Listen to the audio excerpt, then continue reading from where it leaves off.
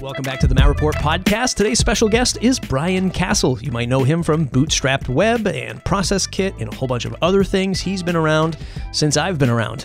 And this is the 5th time he's appeared on the show.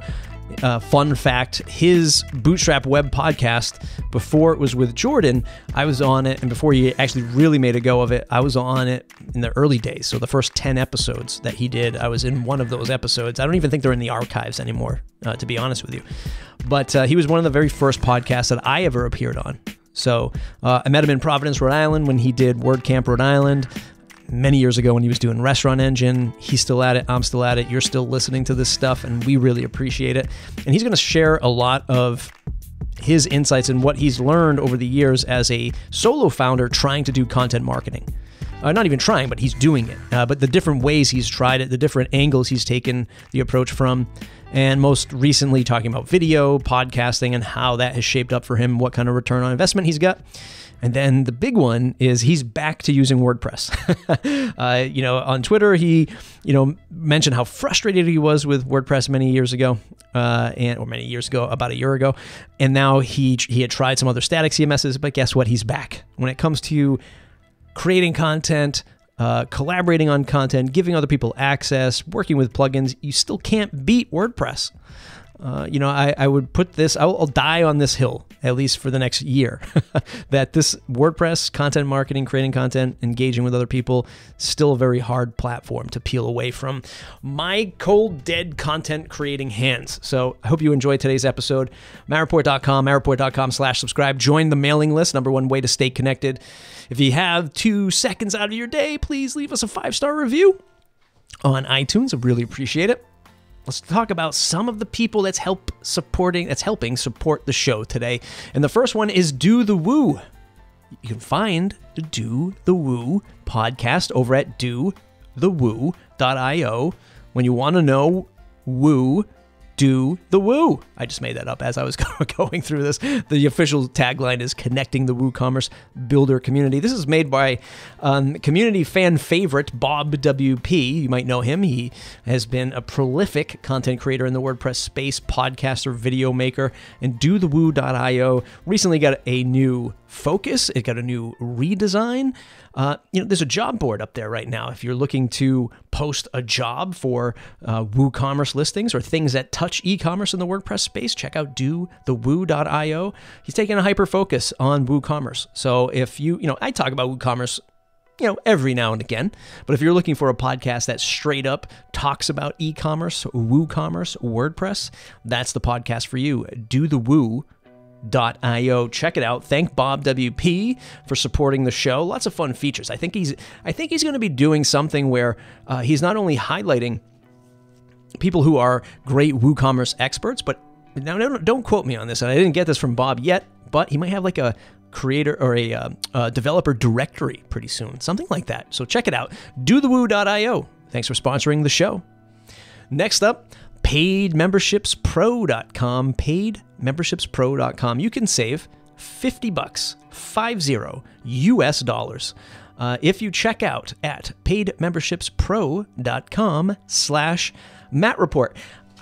I don't know of another time in my web journey where so many people are forced to create membership sites these days. There's a lot of yoga studios. I know accountants. I know lawyers who are creating membership-only content, membership-only access because of where we're at in society with COVID.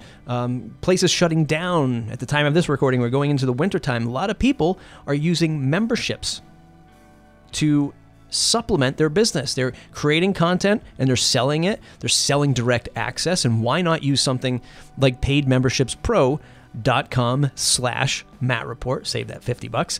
Look, it's the longest standing free membership plugin that I know of. When I started my agency, I used it all the time. My brother uses it at thetraderisk.com. It's a tried and true membership plugin for WordPress. Over 100,000 sites trust it. Why shouldn't you? Check it out. paidmembershipspro.com/MattReport. Save $50 when you're using any of their add-ons, when you're buying any of their add-ons. You can use the framework of it for free. I shouldn't say framework, the core of Paid Memberships Pro for free by using their awesome plugin. Check it out. paidmembershipspro.com/Matt Report. Thanks for supporting the show. I want to really pick Brian's brain on creating. I also seen you do a lot more in the video department. I mean, I've seen you invest in like sound panels, better microphones, a camera, video editing. I mean, you're like me. You've always been creating that stuff. Curious to see like what that journey has been like and how you've tied that back to Process Kit or your productized service or not. Like, let's dive into that right now. How has that been for you and where's it all going? So I separate podcasting from video a little bit. Podcasting I've been doing for many years, as you know, mostly as the co-host of the Bootstrapped Web podcast with my buddy Jordan. When I moved into this house, this office that I'm in was super echoey. So I did get the sound panels just to help with the podcasting sound and everything. But yeah, with video, I go in spurts with it, and you're catching me now at a time when I'm actually a little bit kind of lost steam on the video stuff. I tend to like focus on it for a couple of months at a time, and then maybe not touch it for another year or so.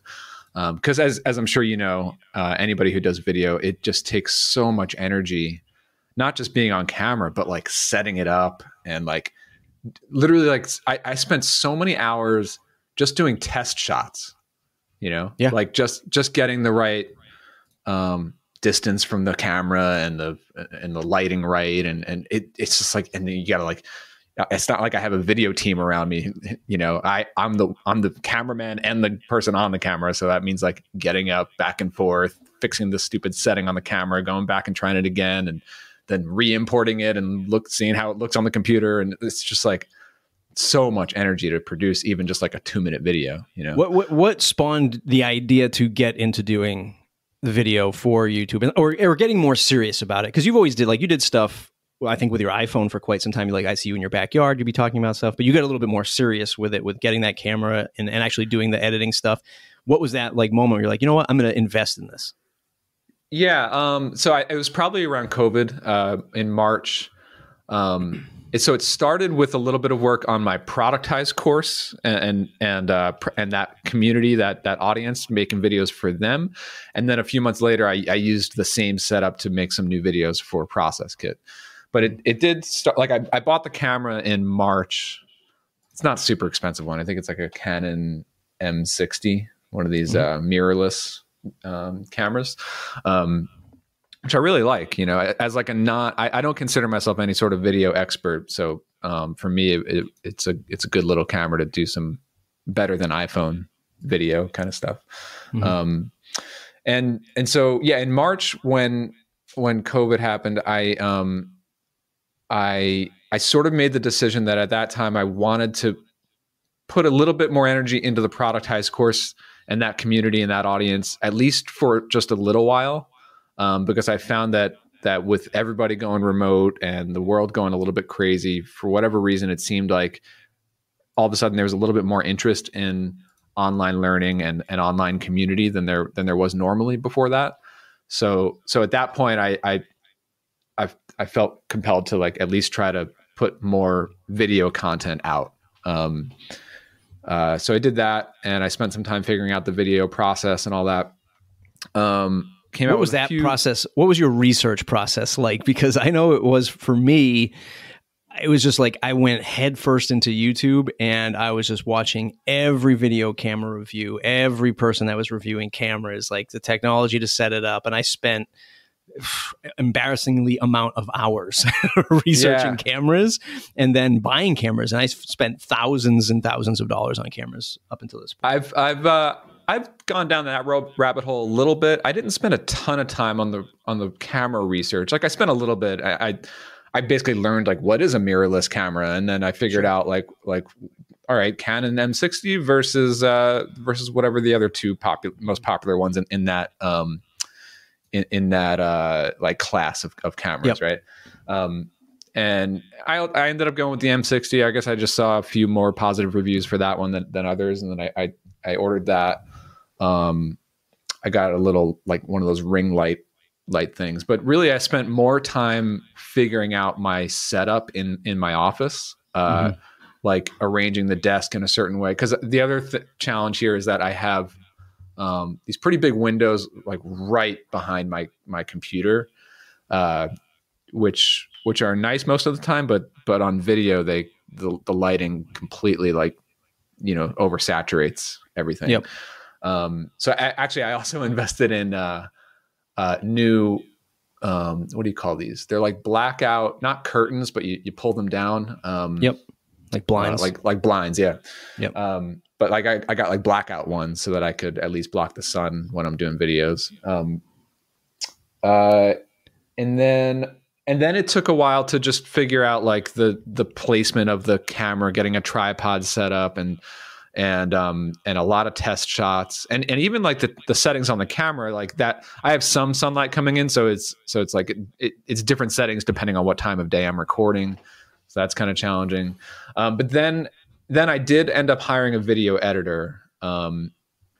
You know, like I made a pretty rough edit for like a first video to show like what I wanted, but then I ended up outsourcing the video editing. I hired a guy in the Philippines who was a pretty decent video editor. Obviously, it doesn't cost a whole lot to outsource to that part of the world. But we went back and forth quite a bit over a few weeks. Like he made a standard intro to my videos. I gave him some feedback and edits on that. And then I gave him some notes on how I want to have my videos are usually like me sitting at a desk talking about some topic. Right. And the way that I do them is I usually jot down some rough notes, like a very rough outline about what I want to talk about. And then I get on the mic or on the camera and I hit record, and then I sit there for, let's say it's like a 15-minute sit down session where it's just recording the whole 15 minutes. I'll run through what I want to say, and I'll say the couple of sentences and make the point. And then if I'm like, oh, that didn't come out right, or I screwed something up, then I'll just pause, and then I'll say that part again and just keep it rolling the whole time. And I worked out with my editor so that he knows, like, basically I always just want to keep the last take of everything. So if I say a sentence like 3 times in a row, he's just going to cut out the first 2 and use the final one. And so we worked that out, and then I set him up with being able to publish to my YouTube channel. And so then the goal was just to, and this is usually my goal with everything, is like, I just want to do the recording. I want to sit and press record, and then hand off the files to him and let him do the editing and set up on YouTube and publish it. But with video, it's still like I'm the only one in my office here, so I still have to spend a lot of time like prepping and getting the test shots right and all that. So it's time consuming. When you sat down, before you outsourced the editing portion of it, and you sat down for, let's say, that 15-minute recording, or let's say you did a string of recordings going over a bunch of topics at once, that 15 minutes recording, how much total time do you think you invested just doing setup, recording, editing, uploading? Yeah, like for example, like if I recorded for 15 minutes, it probably ends up being like a 5 or 6 minute YouTube video. But the whole session, I mean, yeah, to do that. So let's say it's a 15-minute actually with recording on, probably takes 2 or 3 hours. Yeah, to do the whole thing, to like set up the camera, get the settings right, get the lighting right, maybe jot down a few notes if I haven't done that already about what I'm going to say.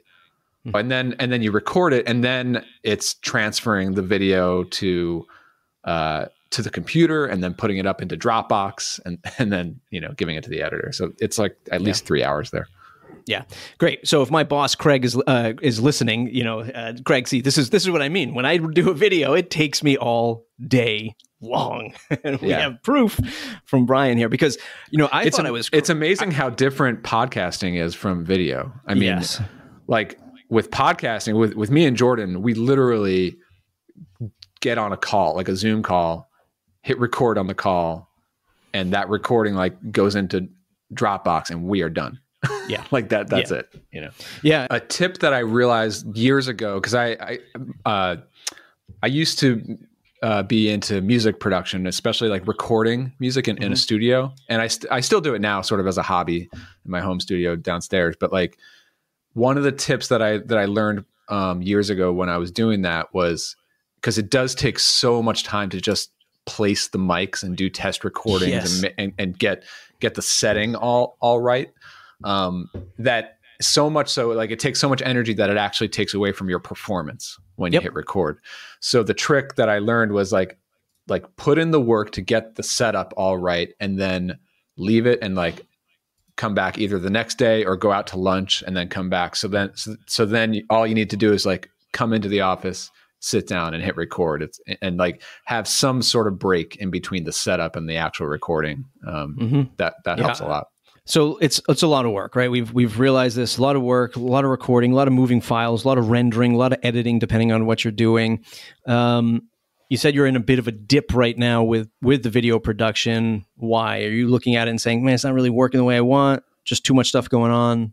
First of all, it's just that I'm so focused on working on Process Kit, mostly working on the product. So I'm doing a lot of coding. I'm working directly with my developer every day as well. To be honest, there is a little bit of that. It didn't have the results that I was hoping for too. So thinking about the productized part of it, the course and the audience, there continues to be people flowing into that audience who find the stuff on YouTube. They find my newsletter, they find my blog posts and stuff like that. But the YouTube videos, like I get some positive feedback from that, but if you think about it, like return on investment, it's not like it doesn't seem worth it. Like the little amount of positive feedback or audience growth that I'm seeing after publishing a bunch of YouTube videos, balanced out with the enormous effort and time that goes into actually producing videos. I'm not sure that it was worth it to keep spending my time on it, because it's, as we talked about, like, that might be a 3-hour session to record for 15 minutes, but that also wipes me out for the day. 100%, my friend. Like that's all my energy that I had for the day. Like I can't go do some other creative project in the afternoon, Man, so, you're making the case for my job right now. I was having that conversation with Craig today. In fact, I have 3 other podcasts lined up today, other than yours that I'm recording right now. And I was telling Craig, like, one of the biggest challenges I have going into this job is I'm doing and I'm not. This is not a complaint. But at Castos or at Pagely, I just had one job. I just had to sell Pagely, which was fine. Like, nothing wrong with that. But here at Castos, I'm helping with the product and I'm helping Craig do sales because I have that background and I'm doing this creative thing. And I just, I'm only 60 days into this job. And I just told Craig, I'm like, I need to have a buffer. Like I need days where I'm just working creative, because if I'm doing sales and creative the same day, it's literally impossible. I'm spent from selling, and then I'm spent from like recording. It's impossible. Yeah, it's interesting. For anyone who's hiring or building a team, it took me a little while to learn this too. Like it's not just purely about how many hours is it going to take that person and how many hours are there in a workday. It's about the nature of the work. For example, in audience ops, fairly early on, we had our first project manager who was like managing a bunch of the client accounts. We got it to a point where she was still our only project manager, but we were growing the client base, and it got to a point where she was personally the manager, like the account manager for 20, 25 different clients. Right. But in fact, like our service is so streamlined that even managing 25 clients does not take 40 hours a week. It's still just a 15 to 20 hour a week like engagement for her to oversee that many clients. But she told me, like, I just can't do it. It's just too many things it's too chaotic. Even though it's not too crazy on the total hours, it's just too many things to keep track of. You know, so that's when we decided, like, all right, we have to hire more managers, and it doesn't matter how many hours they spend, they just can't manage more than like 10 accounts each, you know. And the other thing that's overlooked in this creative process, and this is something I've been coming to terms with, and this is actually not a bad thing for you to stew on, since you do have that music background, and I know you play the guitar and all that stuff, is like I've come to reality with the content that I put out, as I consider myself an artist. Like, this is my art. Right, as stupid as it sounds, you know, and as like vanilla as the content is that I put out, like entrepreneurship and WordPress stuff, like I'm always working to get better. Like, I feel like this is my art. And when we sit down sometimes, or at least I know for me, like, this all sounds great. Hey, a 15-minute video is 3 hours of work. Okay, I can deal with that. But what about when it's 15 minutes of time, 3 hours of work, and you hate it and you end up trashing it? Because I've done that a million times with this stuff. Like, I just don't like it, and I never ship it, and it's 4 or 5 hours gone. Dude, I totally relate to that 100%. It is an art, you know. People may think that's true or not, but it absolutely is.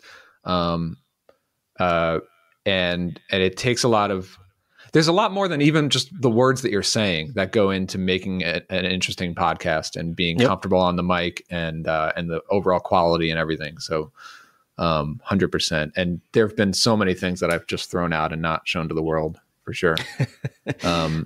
Speaking of getting burned out and frustrations, and, you know, we had that whole debate thing last night at the time of this recording, following you on Bootstrap Web for a while, I know you've debated with Jordan about being, you know, what I'll say is more social. Like you would say that, I never really engaged in Twitter that much, but I feel like you're doing that more now. But then I think I recently heard you say, like, you're going to dial that back because you're like, there's just too many things going on, and I just really want to focus on the product. Is all of this that culmination of that?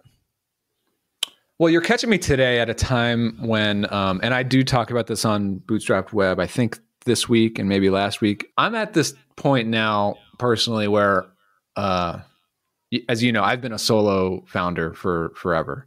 That gets really draining after a while. It's, you know, I have some people around me who I delegate to. I hire people to do certain tasks and take things off of my plate. But that's not the same as having a true collaborator, you know, and whether that's like a lot of time I feel like I lack having a collaborator on like creative projects, like building software or designing things or even creating marketing campaigns. A lot of times it's just decision-making strategy, like having somebody to bounce strategy ideas off of. And so I have a lot of, friends like mastermind advisors, and I really value my private groups that I'm in more than ever for that reason. But that's still not the same as somebody who's actually in your business, like collaborating with you and has like a vested stake in it. And so lately, I tweeted like maybe a week or two ago that I want to make more of an effort to just stay in touch with people. Like people who I really respect and admire, and especially as creators and professionals and entrepreneurs. Like, I feel like, especially this year with COVID and people not meeting up in person, we lose a lot of the deep dive conversations that happen. And so I'm trying to like basically make an effort to just stay in touch with people and have more offline conversations, not just tweets back and forth, but let's hop on a Zoom call and talk about what we're working on and ask for advice and stuff, like even if there's like no agenda. And the reason for that is that like, you never know down the road, you know, if there might be an opportunity to, whether it's like partnering up with someone or hiring someone, or even if it's just a small project together or something, like you need to have these working relationships already brewing for those things to happen. You can't like meet someone for the very first time and expect to dive into a partnership or or a really good collaboration, you have to sort of like know them for a while, and then an opportunity arises. And so the only way that that's going to happen is if you actually make an effort to sustain a lot of these relationships. And I've been terrible at that for most of my life. You know, I like, even socially with longtime friends, that like I've just never been great at just like keeping in touch and like calling people for no reason. You know, I always feel like Right. like I have to like, there has to be a reason for this call. Why are we spending time on it? But that's what I've been thinking about lately. Do you think that's because of the job, the hats that we wear as creators or as entrepreneurs or and business builders? It's just like we get so dialed in and focused on the work, like everything just becomes like this workflow that we have to start and finish, and it's no time for, you know. Yeah, I think so. I mean, I definitely, I know I'm not alone here. I mean, I definitely put a lot of pressure on myself to continuously make forward progress on everything, whether it's shipping new stuff or growing the business. And then when I'm not working directly on that, I feel guilty, you know? Yeah. Like my friends that I've grown up with, most of them are not entrepreneurs. But lately during COVID times, they started up this Thursday night poker. Like, you know, they'll play online poker and we'll fire up a Zoom call while we're at it and have some drinks and stuff. And it's been fun to catch up with them. But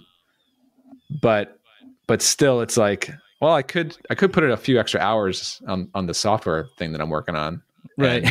And, you know, and it's like, there's this like extra pull that most people don't feel all the time, you know? Yeah. Yeah. You and I were just chatting about this before we hit record. My job at Castos now, like when I was at Pagely and still doing the Matt Report and still doing YouTube stuff and, you know, futzing around with some other side gigs, like my day at Pagely was pretty packed with like sales stuff. And at the end of the day, I would put this extra stress on myself to, you know, I went to Pagely so I could remove myself from stress of running a business, of running an agency specifically, right? Which is, you know, stressful because agency life. And that's why I went to Pagely, had kids, and I just like, I need something just where I can just focus in on it and do that. And then I was finding that, okay, as I got comfortable at Pagely, let's kick up the Matt Report stuff, let's do this creative stuff. And then I was finding myself getting stressed, not getting that stuff done. And when I switched to Castos and only being at it 60 days, of course, there is a huge amount of creativity in this job. Like that is my job, is to create podcasts, create YouTube videos, and be on other podcasts, a large part of the job. And what I found was that it was satisfying the creativity in me. It wasn't, I need to get a Matt Report episode out, I need to do a Plug and Tut video. My brain wanted to be creative. And now that I'm at Castos, like I've only done one video in 60 days for my Plug and Tut channel. And my brain has been completely fine with that. You know? And, you know, it's just a testament to say, like, look, find a job you love or finding something you do can maybe shift that. But it's very difficult to say that when you're the owner because you own everything. And there's so much more stress on that. Totally, man. I mean, I think it's awesome. And like you know, and again, like right now, like I've been thinking a lot about, as you know, I've worn all the hats in my business for many years. But now, I don't know if it's me getting old and not having as much energy as I used to, but it's I'm so focused on the product side with Process Kit. And so that's like the things that I really love to do. And I feel like out of all the things I really add the most value to is designing the product, building the product and collaborating with my developer on building the product, and also talking to customers so that I have that loop of feedback and then pushing that feedback into the product. That's what I love to spend all my hours on. And I am spending all my hours on that today. But it's a very young SaaS business that has to be marketed. And there has to be work that goes into the marketing things. And so I have hired like some contractors to help with developing some new content and this and that. But, you know, right now I'm still feeling that crunch of like if I don't give them direction or approve certain things on the marketing side, like that ball is not going to be moved forward.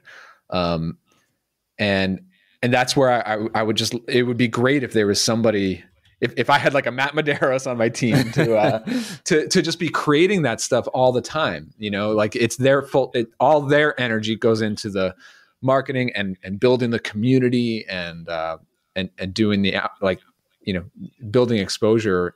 And I could just continue to spend my time on the product, knowing that somebody has taken that on like full time. Like that's really on my mind right now. I haven't fully solved that problem, but yeah, I actually just saw Syed from Awesome Motive, WP Forms, Optin Monster. He's looking to hire somebody to do video and content and tutorial creation. So it's definitely a space that's getting hotter. Are you going to, now you said you are interviewing people, right, for that kind of thing, or is it more traditional content? Well, no, I did recently hire someone who's helping with, she's doing mostly like written content, but so it's like blog guides plus she's doing some promotion of that.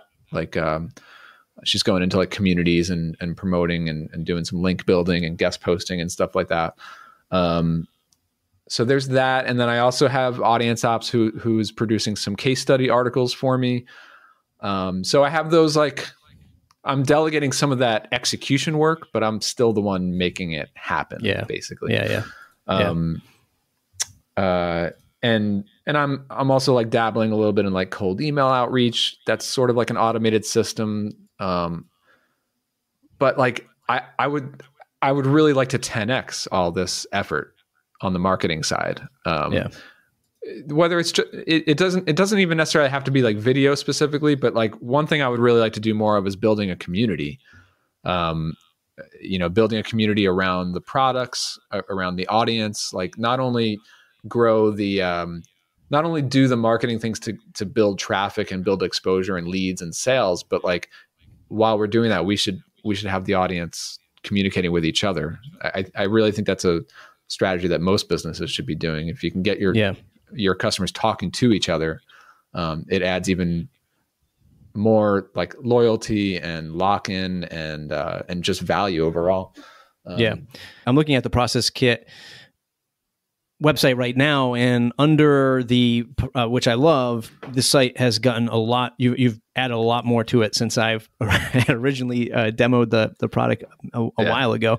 But I'm looking at Process Kit versus Trello, and you have some great videos in there, but they're like customer feedback videos, like Harry Morton, how they use Process Kit.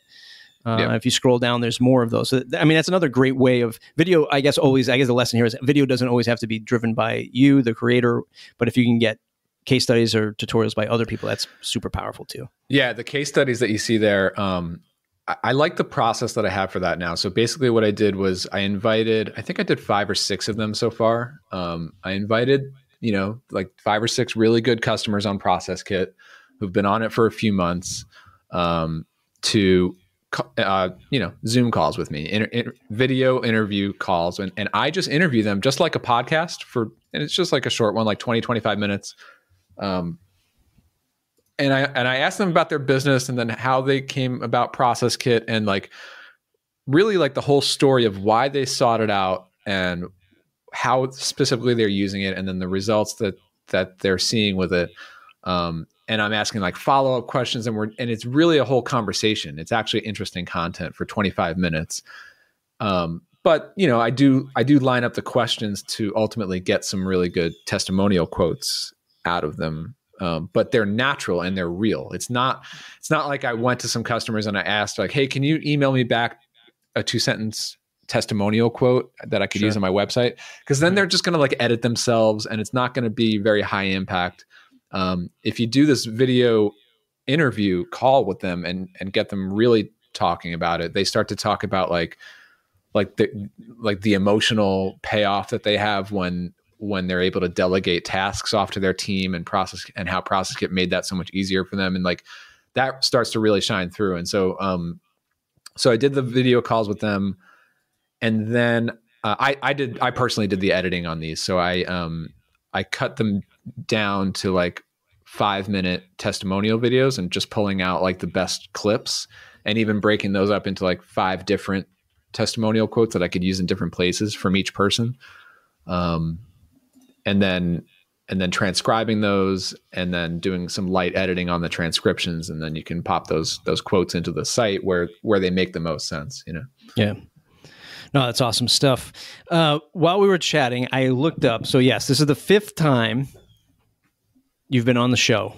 First time was November 28th, 2012. Oh my God. So we're going on almost 8 years, and you should see these two young fellas in this YouTube video that I'm looking at right now.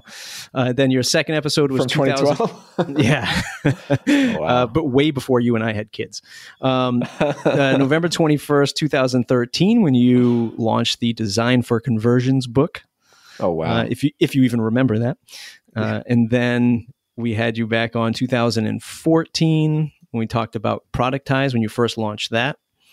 And then 2017, actually when Process Kit was known as Ops Calendar. Yeah, so, that was like a precursor to Process Kit. So here we are in the 5th one, which leads us to what we all wanted to hear. You started off in WordPress. You did what I saw everyone else do. Look, there was this, I don't know if you saw it, there's this sort of big thread of Matt Mullenweg being interviewed about Jamstack on a website, I forget the name of, but I just did a podcast about this, Jamstack versus WordPress, or WordPress versus Jamstack, so I've shared my thoughts there already. But I was like, I'm going to do this thing. I've had Jack McDade on the podcast, where he's the creator of Statamic, which is a flat file CMS, an alternative to WordPress, and all of the copy on his site is about this alternative to WordPress and how bloated WordPress is. Well, I thought that was entertaining and exciting. I went into Statamic and it was like step 1, install Composer. And I was like, what the hell is this? Right. And then I found myself going, okay, well, if I'm going to do that, I guess I need a local dev environment. Then I'm researching local dev environments. I'm doing, I think it's called Valet by Laravel, or Valet Laravel, whatever it's called. Yeah. I'm doing that. Then I'm installing. I was like, oh, you need Homebrew, which is a package manager. I'm like, okay, I need to do that. And then I get that up and running. And then I finally install Statamic, which failed a few times. And then I get this error message and I'm like, I guess I need a code editor to go into these files. So then I'm in code editor world. I'm like Atomic versus, Sublime. And now I'm like doing this. So 4 hours later, I get a Statamic 3 hello world. And then it's like, oh, I got to get a theme for this. And themes don't exist like this in the WordPress ecosystem. Oh God, dude, I 100% feel your pain on that. I had the same, actually. I don't want to hate on Statamic too much because I haven't used it that much, but the one time I did try to use it, I ran into the same stuff. Like, like what is this Laravel Valet thing that I got to install? I don't even know what it is. But I have the same complaint. I have the same rant about front end web development or just web development in general. I really don't like the build tools. Now that the last couple of years since our last podcast, I really went deeper into the learning to build stuff, the whole dev stack. And the deeper in I get, the more frustrated I get with all these different tools on the technical side, because I really miss the days of just make an HTML page, FTP it to a web server, and now you have a web page on the internet. Like, it just doesn't work that way anymore on any CMS, and it's so annoying. I really miss that. Because it doesn't even matter which CMS you're talking about. If you're building things on the web, you're still talking about Git. First of all, you have to learn Git. You have to learn how to use version control. And then you've got these post processors, post CSS, and like the Webpacker, and build your compact your JavaScript and all this different crap. And it's like, what is happening? I just want create a page.html and include some CSS and include some JavaScript and put it on the internet. Why is that so hard? Yeah, and it was funny. Like, I'm not a developer snowflake or anything. I'm not a developer, but when I'm reading the marketing material on Statamic, and it's like, literally the words were like, build a site of your dreams and no need for WordPress bloat and how slow it is. And then there's like little jabs at WordPress in the installation documents of Statamic, which is, I guess, like, it's hilarious for marketing. But then I started using it and I was almost offended. Like, am I just dumb? Yeah. Right? Because he's making it sound so easy. Like, this is obvious. This is a great alternative. Like, everyone should use this. And I was at the point where I was frustrated and then also getting insulted by the terminology. Yeah, what did you build this site on? Like, what was when you hopped off of WordPress? Because you built Process Kit not in WordPress, right? It was something else. Yeah. Yeah. So, like, here's the thing. I completely, like, I'm not really going to debate you on this because I agree. I completely agree with you. I think it is offending, to be honest, like to make it that difficult. But the thing is that there are many static site, or, Jamstack, if you will, static site generators that they are catering to developers.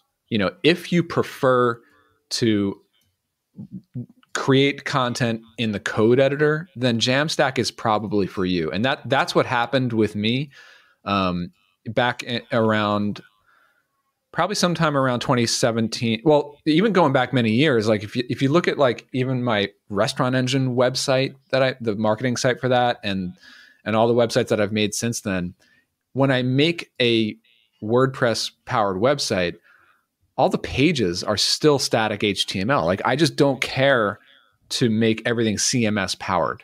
Like, I don't have to have every section on the homepage be controllable in the WordPress admin because I'm the only one updating it. And I prefer to update content in HTML and CSS.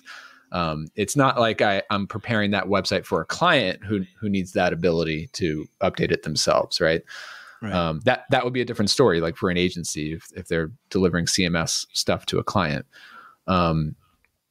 So that's what happened in I basically got a little bit sick of feeling like every time I build a WordPress website, there really is all this extra bloat that I am not touching. Like, my pages are just HTML and then .php so that I could drop them into a WordPress theme, so that I could still have the only reason why I would use WordPress in that situation historically was that I wanted to have a blog, and then at some points I would want to delegate the posting of blog posts to somebody else on my team. Yeah. I also make use of a few plugins, for like SEO purposes and things like that. But then it got to a point where, I dove into like Ruby on Rails development to build Process Kit. And through that process, I got really, really comfortable in the code editor. I got a lot more comfortable using Terminal and Git and GitHub than I was in the past. And so that transformation for me, which happened around 2017 and 2018, like once I went into the dark side and on that front, on app development with Rails, that's where building or like still continuing to maintain my websites in WordPress, my marketing sites in WordPress felt like even more cumbersome and all this extra work that I had to do and to work around the workflow of just creating pages and updating stuff. And then there's definitely an element of feeling slower from a workflow standpoint of like being able to like make a change, push it out. The site itself seems to go slower when there's all this extra bloat and now that I know how things work under the hood, it's like, I know that WordPress has literally like 80% of these features I'm not touching. And then not to mention all the plugins and whatever other whatever code is built into those plugins. Because you got to think about each individual. First of all, WordPress itself is built for thousands of different use cases. Right. So they have to have all these options and abilities built into the code base. Then you multiply that by all the use cases for the individual themes, especially when you're talking about these theme builders, like giving users the ability to point and click and WYSIWYG their way through a homepage layout.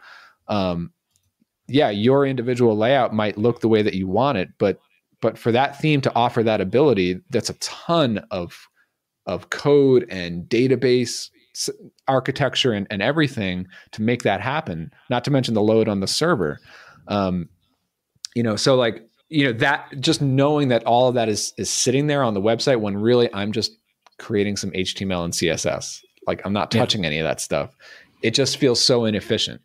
So that's what led, because then when I built the Process Kit site and I did the same thing on my personal site, which is also now static. Anyway, sorry, that's a long way to answer your question. I decided to use Jekyll, which is it's not the newest one on the block. It's been around a while, but it's probably still like the most popular static site generator.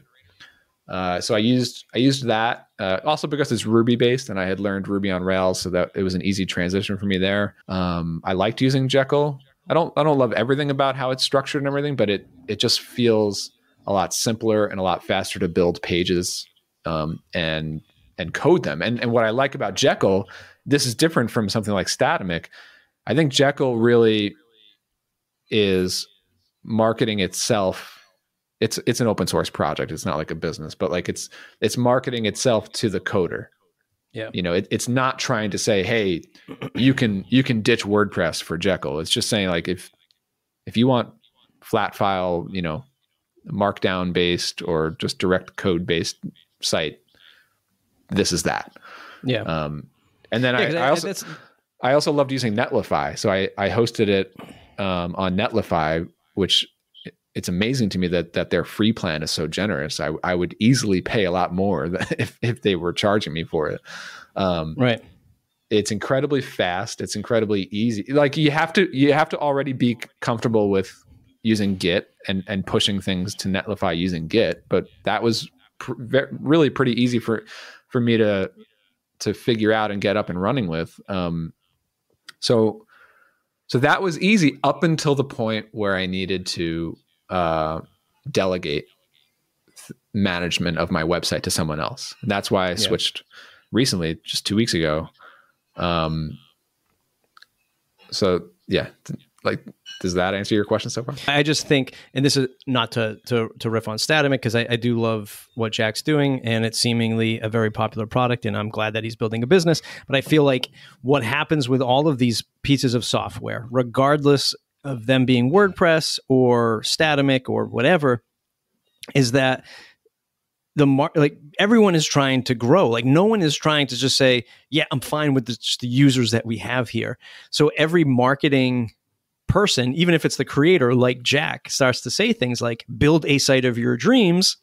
It is way better than WordPress, but they're forgetting to say asterisk for developers, right? Like this is a developer led thing. And I think all of these tools are going to get better.